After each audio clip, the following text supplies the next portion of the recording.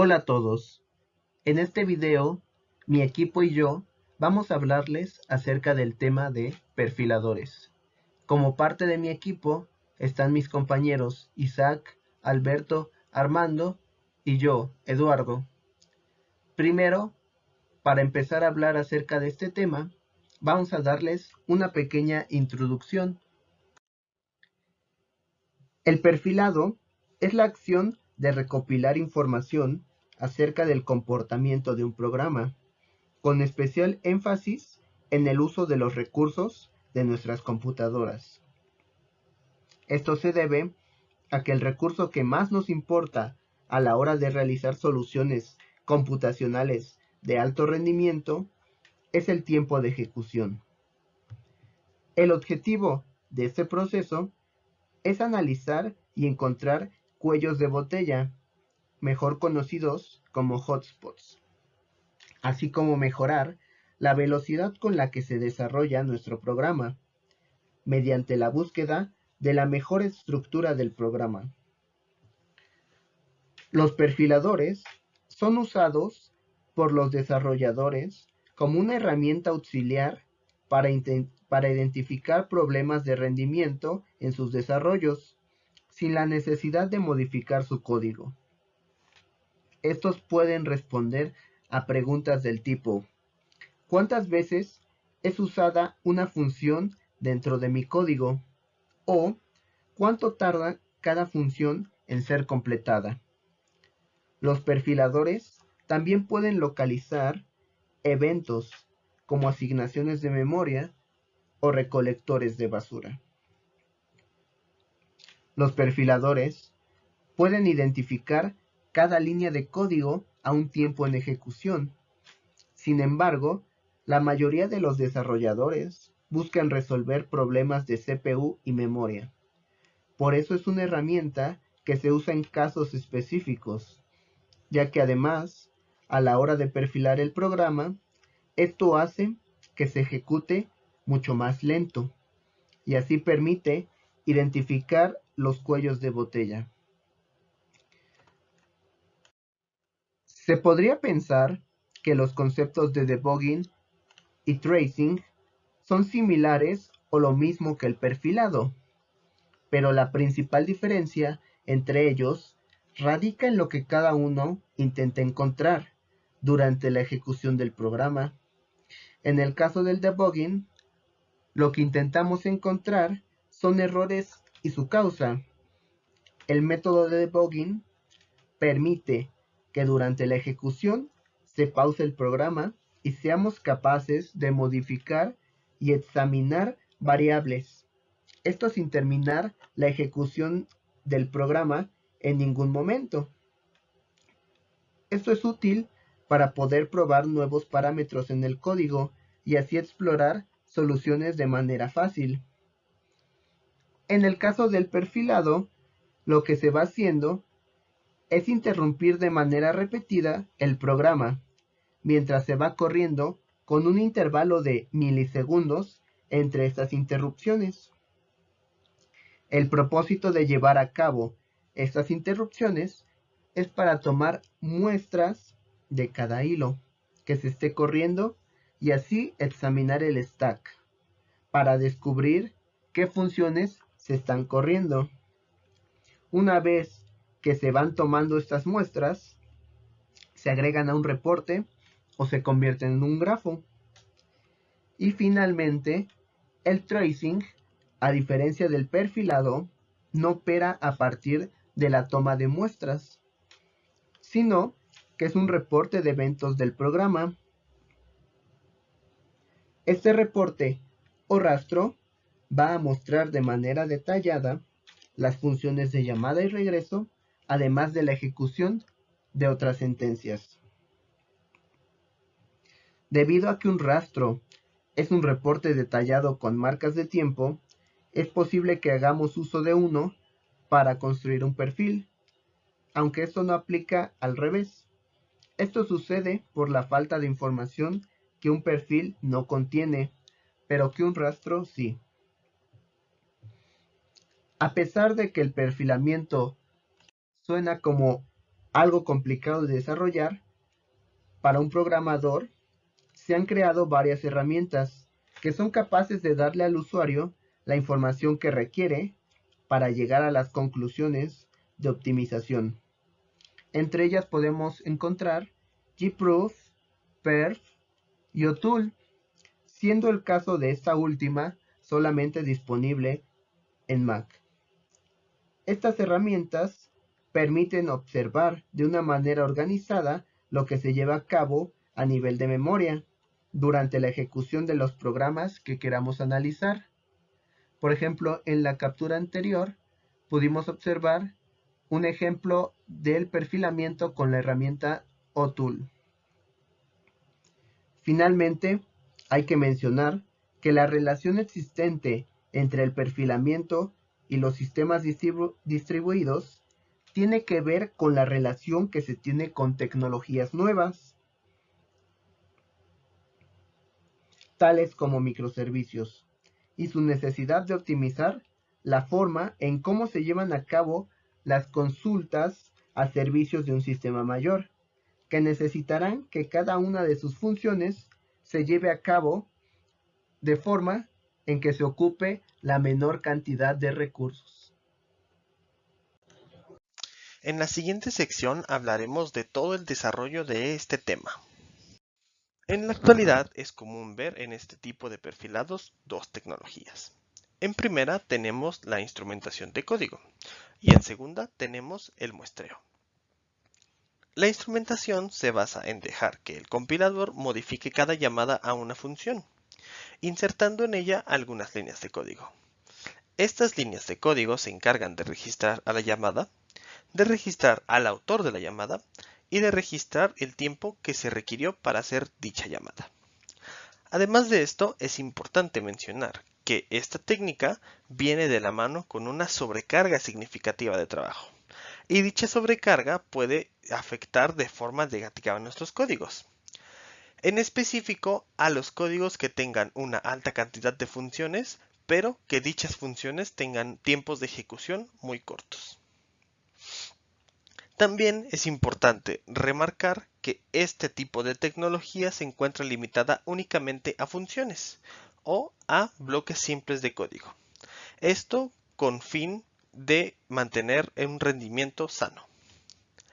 Por otro lado, el muestreo tiende a ser una opción mucho menos invasiva. Esto es debido a que funciona de forma que interrumpe al programa de forma periódica en intervalos pequeños, y es durante estos intervalos que solo se registra el contador de eventos.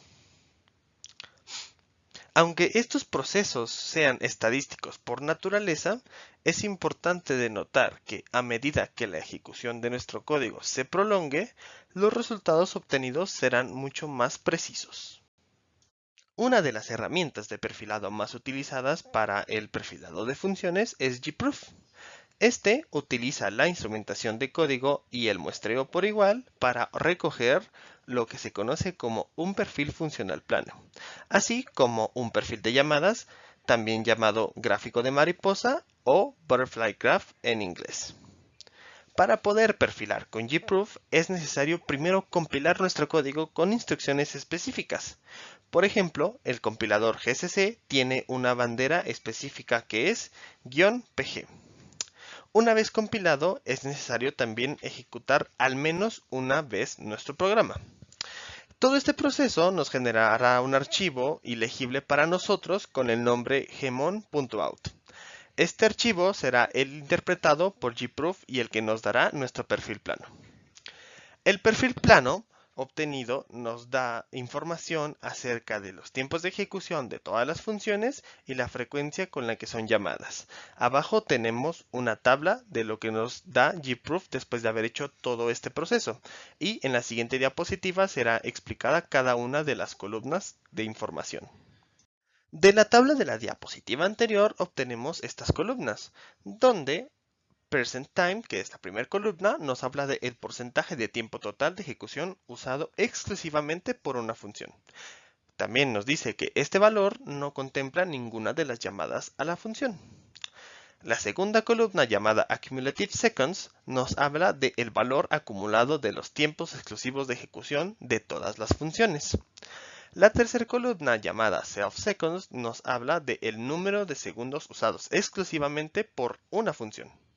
Por defecto, la tabla que podemos ver obtenida con gproof está ordenada en base al valor que se tenga para cada una de estas funciones.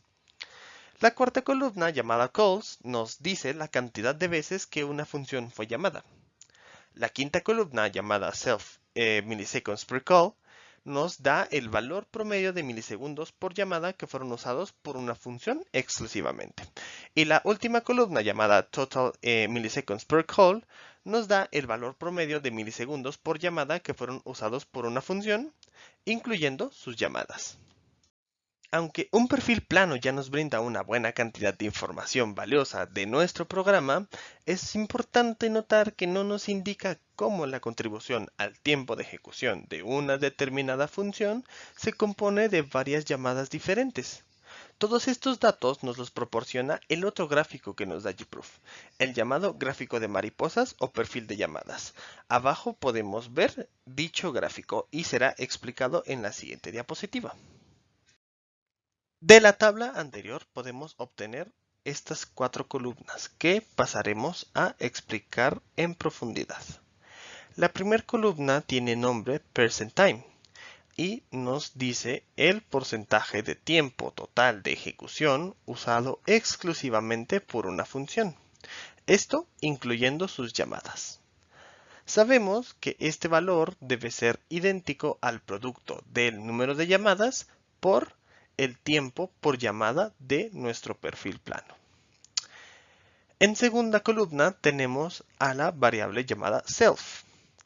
Esta nos dice cuál es el tiempo de ejecución exclusivo para cada función indexada. También se sabe que este valor tiene que ser idéntico al que obtengamos en nuestro archivo plano.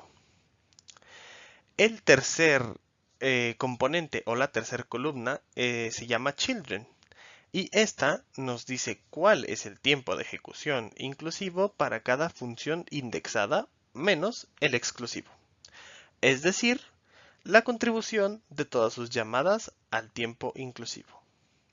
Y por último tenemos a la columna llamada called. Esta nos dice cuál es el número de veces que se llamó a esta función. El resultado de una perfilación puede depender crucialmente de la capacidad de nuestro compilador para realizar lo que es conocido como el inlining de la función. Pero, ¿qué es el inlining de la función? O, en todo caso, ¿qué es el inlining en general? Pues bien, el inlining es una técnica de optimización que reemplaza una llamada a una función por el cuerpo de la misma, reduciendo así la sobrecarga de trabajo que podamos tener en nuestro proyecto. De esta manera, reducimos así un problema con el que llevábamos cargando desde la implementación de la tecnología de la instrumentación de código. Aunque es muy importante tener en cuenta que si nosotros permitimos el inline a nuestro compilador, la salida de nuestro perfilamiento podría estar fuertemente distorsionada. La razón de este comportamiento radicaría en alguna función con un potencial hotspot o punto caliente, ya que su tiempo de ejecución sería atribuido al proceso de llamado. Por lo que es realmente importante revisar todos estos aspectos antes de decidir si vamos a implementar o no esta función. También tenemos que tomar en cuenta que si la combinación entre nuestro compilador y nuestro perfilador no tiene soporte para el perfilado correcto de las funciones de tipo inline, lo más preferible sería desechar esta idea y continuar sin ella. Pasamos ahora al otro tipo de perfilado, el perfilado basado en líneas de código. El perfilado de funciones se vuelve inútil cuando el programa que deseamos analizar consta de funciones con gran tamaño que ocupan significativamente el tiempo de ejecución total de nuestro programa. De igual manera, si nosotros al querer buscar hotspots dentro de nuestras funciones resulta ser en una actividad extremadamente complicada, lo que deberíamos hacer es empezar a contemplar otro tipo de opciones, en este caso los perfiladores basados en líneas de código. Y para ser más específicos, tenemos de ejemplo a OProfile. Cuando usamos OProfile, solo tenemos un requisito previo para el proceso de perfilamiento. Y este es que nuestros binarios deben contar con símbolos de depuración. Esto usualmente se consigue con la bandera "-g" en nuestro compilador. De igual forma, se debe de iniciar un daemon de perfilamiento que monitorizará a todo nuestro equipo y recolectará todos los datos de nuestros binarios activos. Esto con el fin de recuperar la información más adelante. Nosotros, como usuarios, podemos extraer información de un binario en específico en cualquier otro momento. Esta información puede verse como un listado de fuentes anotadas en las que cada línea va acompañada de un número de muestreos exitosos y del porcentaje relativo del total de los muestreos, como se puede ver en la tabla que tenemos justo abajo del texto. Sin embargo, este tipo de datos hay que tomarlos con discreción. Las tablas de símbolos generadas por el compilador deben ser consistentes para que la dirección de una instrucción de la máquina en la memoria pueda coincidir adecuadamente con la línea de origen correcta. Es entonces que decimos que el perfilado basado en líneas de código es una forma de perfilar que nos permite identificar los puntos calientes de un programa. Ahora, para continuar, revisaremos las herramientas de perfilamiento según el lenguaje de programación. Primero tenemos para Java las siguientes herramientas. La primera herramienta es gprofile, la cual es la más popular dentro de este lenguaje debido a su fácil uso y permite el perfilamiento de hilos y nos permite encontrar fugas en memoria. La siguiente herramienta es YourKit. Esta herramienta es un poco menos utilizada, sin embargo muy importante en su desarrollo durante 2009, ya que permitió el perfilamiento local, remoto, automatizado, de procesador y de memoria. Los siguientes son el Java Visual VM. Esta herramienta está incluida dentro del Java Developer Kit de Java dentro de todas las versiones que se han incluido durante los últimos 7 años y es utilizada debido a su sencillez y permite conexiones adicionales. El siguiente es NetBeans Profiler. Como bien sabemos, NetBeans es un debugger muy conocido, el cual tiene herramientas muy complejas, como en este caso el perfilador de NetBeans, que nos permite realizar el perfilamiento del CPU y poder visualizar el tiempo en ejecución. Ahora, para C, tenemos la primera herramienta llamada gprof. Esta herramienta es compatible con C, Pascal y Fortran. Nos permite calcular el tiempo utilizado en cada rutina y calcular el plane graph y el butterfly graph. En este caso tenemos un ejemplo que posteriormente se va a explicar. La siguiente herramienta es OTool. Esta herramienta nos permite desensamblar un código objeto y poder traducirlo a una manera más legible. En este caso se puede dar un ejemplo de un código C a un código ensamblador. Más adelante se revisará con detenimiento este ejemplo. Otra herramienta para C es el Intel VTune Profiler. Esta herramienta es muy popular debido a su libre uso y que permite el perfilamiento de CPU y análisis de los procesadores en específico para Intel. Por último, tenemos para Python. Para Python tenemos estas.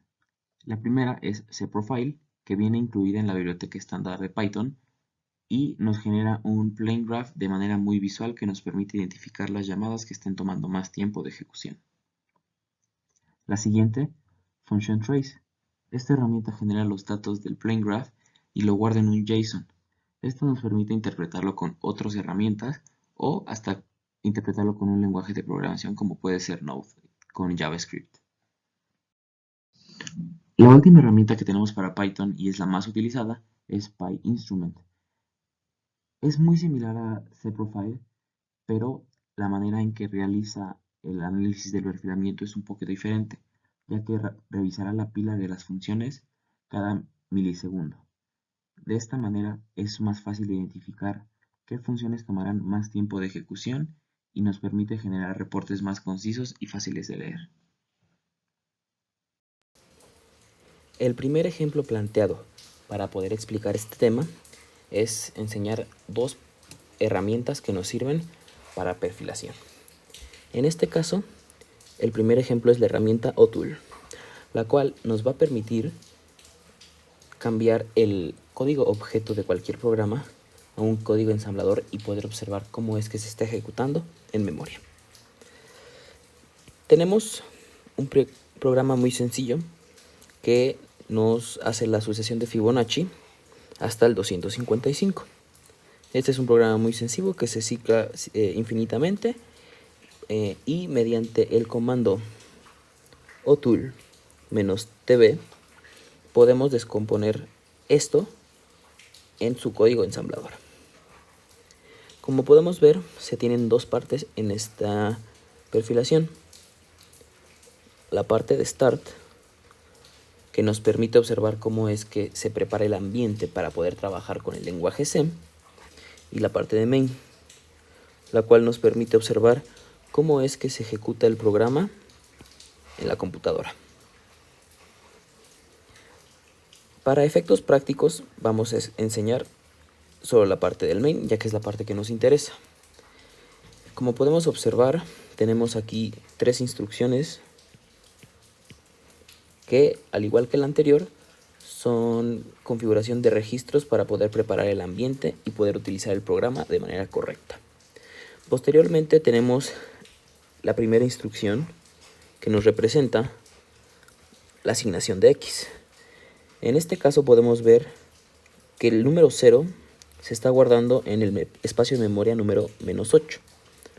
Por lo tanto, tenemos el primer indicador de que X es igual a 0 y en memoria está guardado en la localidad -8. El segundo indicador es este, el cual nos dice que van a guardar el número 1 en la localidad de memoria número -12. En este caso, teniendo en cuenta que son enteros, ocupando 4 bytes, tiene sentido que de -8 el siguiente registro sea -12. Y tenemos que Y es igual a -1. Por lo que el segundo indicador es que el valor de Y es 1 y está guardado en el espacio de memoria número -12.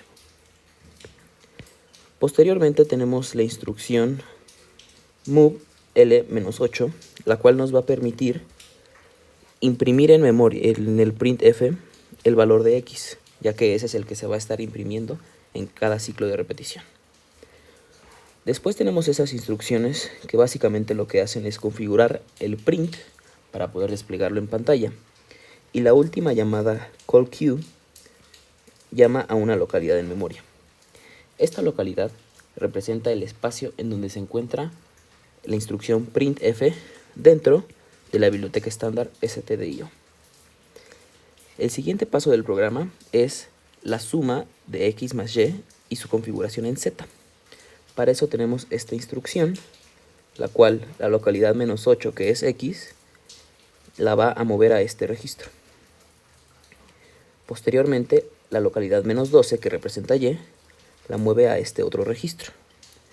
Como podemos observar, tenemos la instrucción addl, la cual nos permite sumar estos registros, los cuales previamente habíamos configurado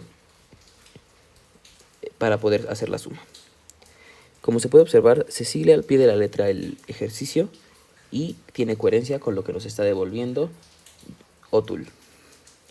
Posteriormente tenemos la suma y movemos el resultado de esta suma a la localidad número 16, teniendo nuestra última y tercera variable z, la cual en este caso es la suma de la localidad -8 y -12, y se guarda esto en la localidad -16.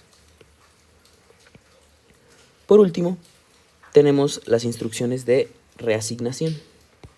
En este caso, tenemos que la localidad número 12 se va a mover a este registro temporal para posteriormente el registro llevarlo a -8, es decir, X igual a -Y. Posteriormente tenemos que la localidad -16 se lleva a este mismo registro y se regresa a menos 12, es decir, y igual a z. Por último se hace la comparación. Si el registro de x es menor que 254. Posteriormente, si esto es verdad, se hace un salto a la instrucción EE6, que en este caso es la impresión del siguiente número de la sucesión Fibonacci. En caso contrario, haremos un jump a la instrucción ED8, que en este caso es el valor de x volver a hacerlo 0 y ciclar de manera infinita el funcionamiento de este programa.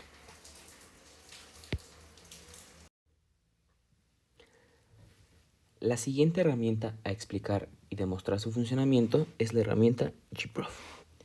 Esta herramienta nos va a permitir sacar el flat profile y el call graph, el cual forman parte del perfilamiento de este código. Primero explicaremos un poco el código. En este caso tenemos un código muy sencillo que tiene dos funciones, las cuales van a realizar un for hasta cierto valor. En este caso es 0xFFFFF y en este caso es 0xFF.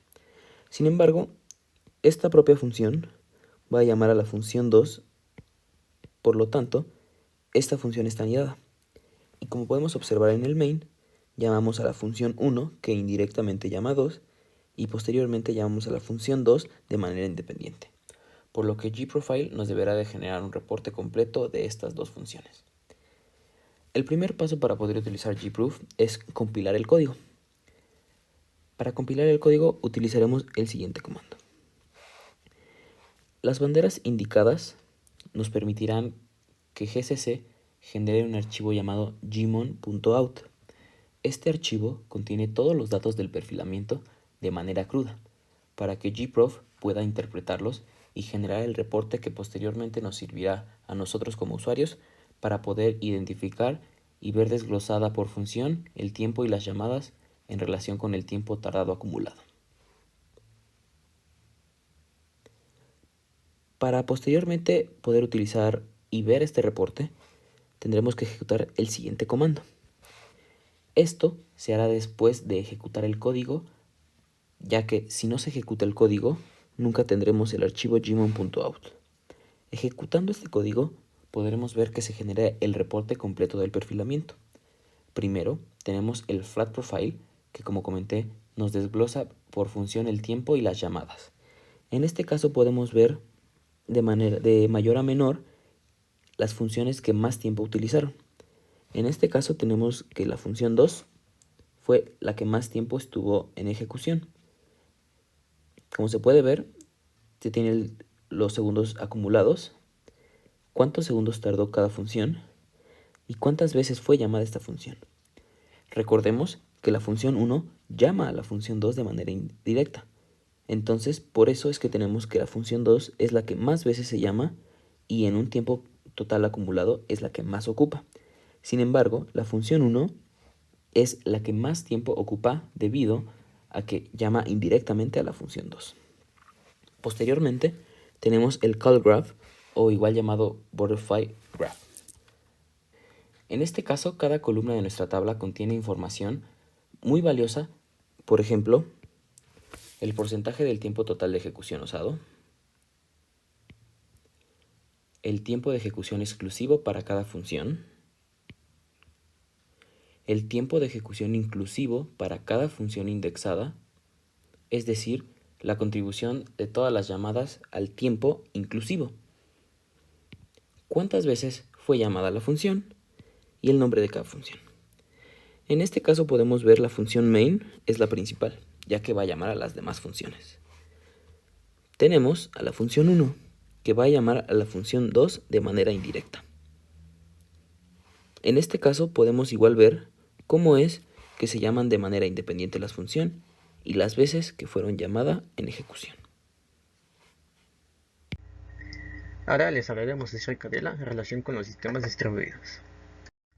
Esta relación se basa directamente con el rastreo distribuido. Pero, ¿qué es el rastreo distribuido? Bueno, Este es un método que se utiliza para perfilar o supervisar el resultado de una solicitud que se ejecuta en un sistema distribuido. Lo más común es que las solicitudes que son enviadas a los sistemas distribuidos no se meten con todo el conjunto de los nodos del sistema, sino que solo van hacia un conjunto o ruta en concreto a través de los nodos. Para esto, el seguimiento distribuido indica las rutas a las que se accede y permite que los equipos las analicen y las supervisen.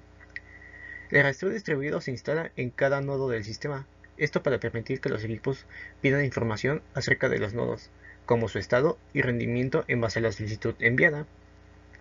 Este método de seguimiento analiza las solicitudes de la aplicación a medida que fluyen desde los dispositivos del front-end hasta los servicios del back-end y las bases de datos. Los desarrolladores pueden utilizar el rastreo distribuido para solucionar las solicitudes que representan una alta latencia o errores. Antes de saber cómo funciona el rastreo distribuido, debemos entender que las aplicaciones dentro de los sistemas distribuidos pueden construirse como monolitos o microservicios. Como monolitos nos referimos a que una aplicación se desarrolla como una única unidad funcional. Y en la arquitectura de microservicios, una aplicación se descompone en servicios modulares, cada uno de los cuales se maneja una función central de la aplicación y suele ser gestionado por un equipo dedicado. Los microservicios se utilizan mucho para construir aplicaciones modernas porque facilitan la prueba y el despliegue de actualizaciones rápidas y evitan un único punto de fallo. Sin embargo, puede ser difícil de solucionar los problemas de los microservicios porque a menudo se ejecutan en un backend complejo y distribuido, y las solicitudes pueden implicar secuencias múltiples de llamadas a servicios, por lo que al utilizar el rastreo distribuido de end-to-end, los desarrolladores pueden visualizar el recorrido completo de una solicitud, desde el front-end hasta el back-end, y localizar cualquier fallo de rendimiento o cuello de botella que se haya producido en el camino. Las plataformas de seguimiento distribuido de end-to-end comienzan a recopilar los datos en el momento en el que se inicia una solicitud, como cuando un usuario envía un formulario en un sitio web. Esto desencadena la creación de un ID de rastreo único y un tramo inicial, llamado tramo padre, en la plataforma de rastreo. Un rastreo representa toda la ruta de ejecución de la solicitud y cada tramo en el rastreo representa una sola unidad de trabajo durante ese viaje, como una llamada a la API o una consulta a la base de datos. Cada vez que la solicitud entra en un servicio, se crea un tramo hijo de nivel superior. Si la solicitud realiza múltiples comandos o consultas dentro del mismo servicio, el tramo hijo de nivel superior puede actuar como padre de otros tramos hijos anidados debajo de él. La plataforma de rastreo distribuido codifica cada tramo de hijo con el ID de rastreo original y un ID de tramo único, datos de duración y error, y metadatos relevantes, como el ID del cliente o la ubicación. Finalmente, todos los tramos se visualizan en un graph flame, con el tramo padre en la parte superior y los tramos hijos anidados debajo en orden de aparición. Dado que cada tramo está cronometrado, los ingenieros pueden ver cuánto tiempo pasó la solicitud en cada servicio o base de datos, y con esto priorizar sus esfuerzos de solución de problemas. También los desarrolladores pueden utilizar el graph flame para determinar qué llamadas se presentan errores. Los ingenieros de front-end, back-end y fiabilidad del sitio utilizan el rastreo distribuido para lograr los siguientes beneficios: reducir el MTTR, tiempo medio de detección, y el MTTR, tiempo medio de reparación, resolución, respuesta o recuperación. Si un cliente informa de una función de una aplicación es lenta o no funciona, el equipo de soporte puede revisar el rastreo distribuido para determinar si se trata de un problema de backend. Los ingenieros pueden entonces analizar el rastreo generado por el servicio afectado para solucionar rápidamente el problema. Si utiliza una herramienta de rastreo distribuido end-to-end, también podrá investigar los problemas de rendimiento del front-end desde la misma plataforma. Comprender las relaciones de los servicios. Al ver el rastreo distribuido, los desarrolladores pueden entender las relaciones causa-efecto entre servicios y optimizar su rendimiento. Por ejemplo, la visualización de un tramo generado por una llamada a la base de datos puede revelar que la adición a una nueva entrada en la base de datos provoca una latencia en el servicio ascendente. Medir acciones específicas de los usuarios. El rastreo distribuido ayuda a medir el tiempo que se tarda en completar acciones clave del usuario, como la compra de un artículo. El rastreo puede ayudar a identificar los cuellos de botella y errores del backend que están perjudicando la experiencia del usuario. mejorar la colaboración y la productividad. En las arquitecturas de microservicios, diferentes equipos pueden ser propietarios de los servicios que intervienen en la realización de una solicitud. El rastreo distribuido deja claro dónde se ha producido un error y qué equipo es responsable de solucionarlo. Mantener los acuerdos de nivel de servicio SLA. La mayoría de las organizaciones tienen acuerdos de nivel de servicio, que son contratos con los clientes u otros servicios internos para cumplir los objetivos de rendimiento. Las herramientas de rastreo distribuido agregan datos de rendimiento a servicios específicos, de modo que los equipos pueden evaluar fácilmente lo que están cumpliendo con los SLA. A pesar de estas ventajas, existen algunos retos asociados a la implementación de rastreo distribuido, tales como instrumentación manual. Algunas plataformas de rastreo distribuido requieren que se instrumente o modifique manualmente el código para iniciar el seguimiento de las solicitudes. La instrumentación manual consume un valioso tiempo de ingeniería y puede introducir errores en su aplicación, pero la necesidad de realizarla suele estar determinada por el lenguaje o el marco de trabajo que se desea instrumentar.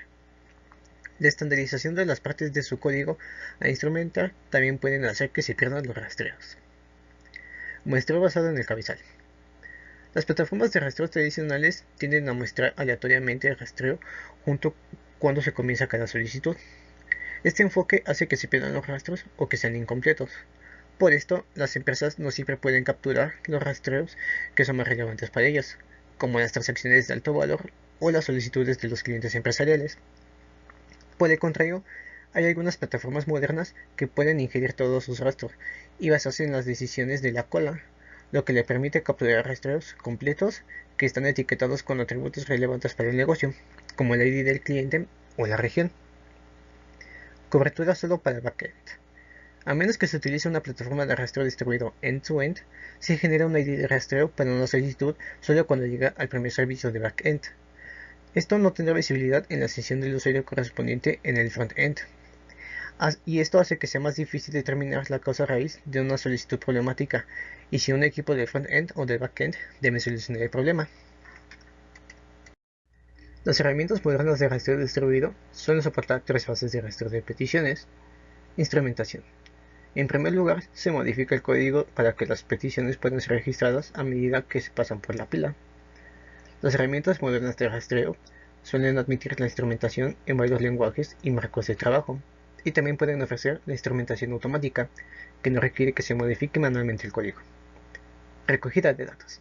Una vez que el código ha sido instrumentado, una herramienta de rastreo distribuido comenzará a recopilar los datos de alcance para cada solicitud. Análisis y visualización. Por último, los tramos se unifican en un único rastreo distribuido y se codifican con etiquetas relevantes para el negocio y su análisis.